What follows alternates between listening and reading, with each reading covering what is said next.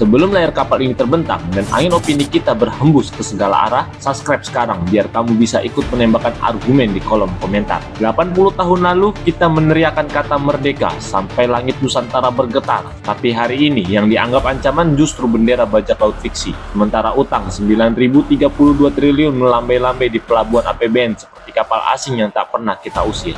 Kita punya 214 kasus korupsi aktif, 17 buronan dengan kerugian 4,3 triliun, kemiskinan ekstrim 14 juta jiwa, pengangguran terbuka 7,86 juta jiwa, dan 678.000 hektar hutan hilang tiap tahun. Kalau itu bukan ancaman kedaulatan, lalu apa? Tenang, kita tidak akan menyita bendera siapapun. Kita hanya mau bertanya, kemerdekaan 80 tahun ini mau kita isi dengan pesta simbol atau perbaikan nasib rakyat? 80 tahun lalu, merdeka berarti bebas dari hutang kehormatan pada penjajah. Sekarang, utang kita 9.032 triliun, data dari Bank Indonesia tahun 2025. Seperti kapal yang sudah merdeka tapi masih terikat rantai ke dermaga asing. Sementara itu, 678.000 hektar hutan hilang setiap tahun. Seperti kita menjual tiang layar dan papan kapal demi ongkos berlayar sebentar. Kemerdekaan dulu diisi dengan gotong royong, kini diisi dengan 214 kasus korupsi aktif dan 17 buronan yang entah bersembunyi di pulau mana. Kerugian 4,3 triliun itu setara perbekalan satu armada rakyat.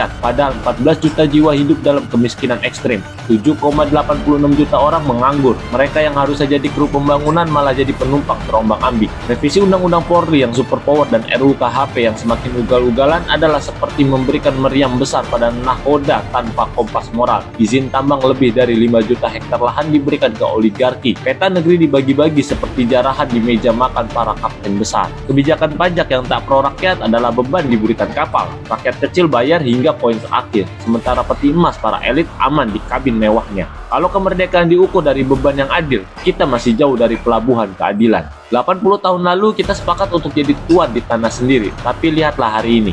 Apakah kita benar-benar nahkoda kapal atau sekedar ABK yang disuruh mengibarkan bendera yang bukan milik kita? Tulis opinimu di komentar, share video ini biar obrolan ini berlayar sejauh mungkin, dan jangan lupa subscribe karena perjalanan kritik ini belum selesai.